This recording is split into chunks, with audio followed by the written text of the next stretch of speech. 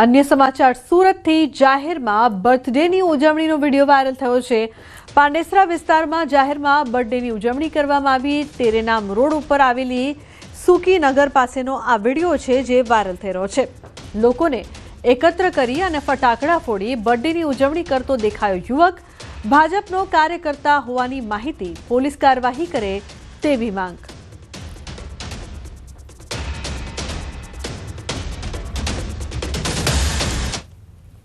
ભરૂચમાં હત્યા કેસના આરોપીના રિકન્સ્ટ્રક્શન દરમિયાન સ્થાનિકોનો રોષ જોવા મળ્યો છે। સ્થિતિ ત્યાં સુધી પહોંચી ગઈ કે આરોપીને પોલીસની હાજરીમાં મેથી પાક ચખાડ્યો।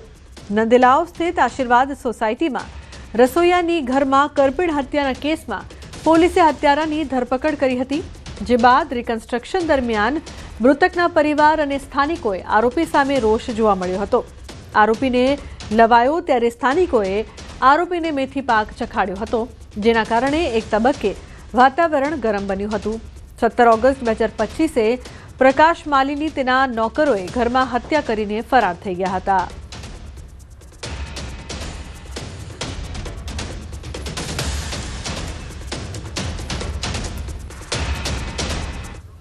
સુરત શહેરમાં સ્ક્રેપના વેપારી ઠગાઈનો ભોગ બન્યા છે।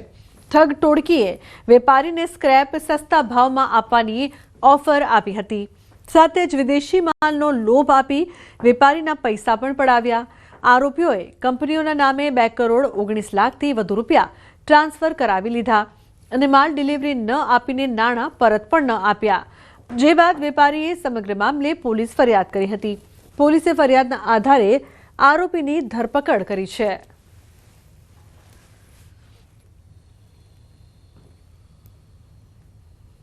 અરુણ મખનલાલ અગ્રવાલની ધરપકડ કરવામાં આવેલ છે અને આ ત્રણેય પાર્ટનરે સાથે મળી અને પોતે જે પૈસા ફરિયાદી પાસેથી વિશ્વાસઘાત કરી મેળવી લીધેલા છે તેઓના રિમાન્ડ ચાલુ છે।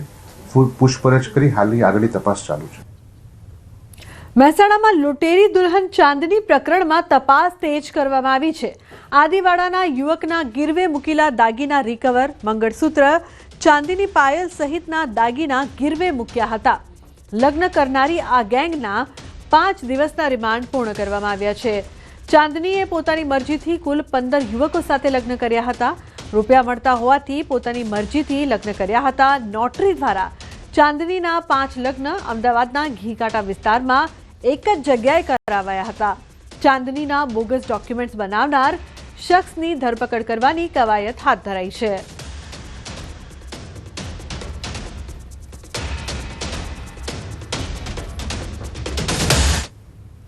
બોટાદ તાલુકાના લાઠીદળ સબિયાદ ખાતે ટેકાના ભાવે કપાસની ખરીદીનો શુભારંભ કરાયો છે।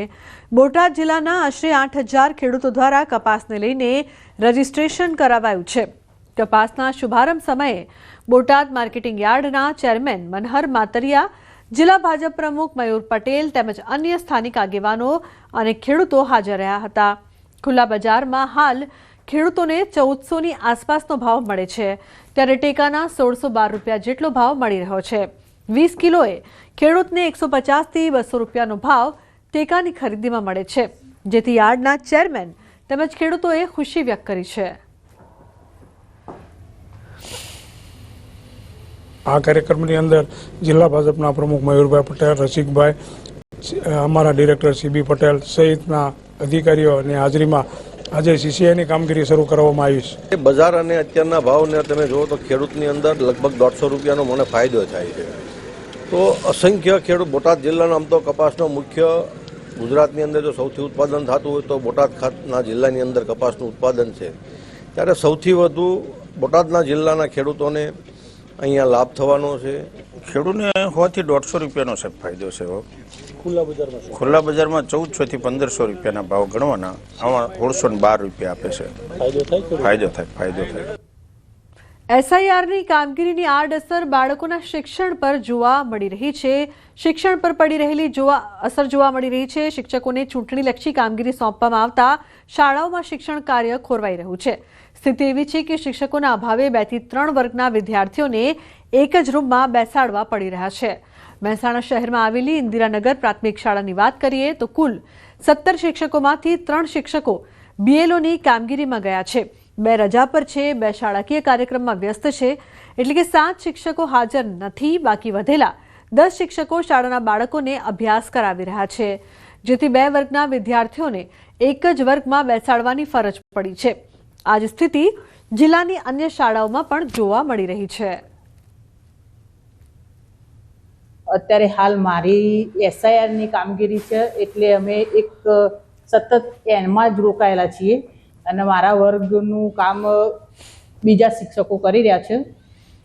અને અત્યારે હાલ એસઆઈઆરની કામગીરીમાં એટલા બધા વ્યસ્ત છીએ કે બાળકોનું ધ્યાન આપી શકતા નથી. હાલમાં એસઆઈઆરની કામગીરી ચાલે છે, એટલે સાથે સાથે કુલ સ્ટાફ જે 15 + 16 1 એની સાથે જ્ઞાન છે, કુલ 17. એમાં 7 શિક્ષકો આજે કામગીરીને અન્ય કોઈ બાબતમાં રજાની રોકાયેલા છે અને જેના કારણે થોડું ઘણું બાળકો જે છે તે બંને ક્લાસ મર્જ કરી અને કામગીરી કરવામાં આવી રહી છે, જ્યાંથી બાળકોનું કોઈ અભ્યાસમાં આડઅસર ન થાય અને અભ્યાસ વ્યવસ્થિત ચાલુ રહે. વલસાડ જિલ્લાના ધરમપુરમાં આવતીકાલથી સરકારની 3 દિવસીય ચિંતન શિબિર યોજાશે, જેમાં મુખ્યમંત્રી, મંત્રીઓ, મુખ્ય સચિવ અને 242 જેટલા અધિકારીઓ તેમજ તમામ જિલ્લાના કલેક્ટરો અને ઉચ્ચ વહીવટી અધિકારીઓ હાજરી આપશે. અધિકારીઓ ટ્રેન મારફતે વલસાડ રેલવે સ્ટેશન આવી ત્યાંથી વિશેષ બસ દ્વારા મોહનગઢ પર આવેલ શ્રીમદ રાજચંદ્ર આશ્રમ પહોંચશે, જેને લઈને પોલીસ સહિત અન્ય સુરક્ષા એજન્સીઓ દ્વારા સુરક્ષા બંદોબસ્તની ચકાસણી કરીને રિહર્સલ પણ યોજવામાં આવ્યું છે. સામૂહિક ચિંતનથી સામૂહિક વિકાસની થીમ પર આધારિત આ શિબિરમાં સરકારના વહીવટને વધુ અસરકારક બનાવવા માટે વિચાર મંથન કરવામાં આવશે.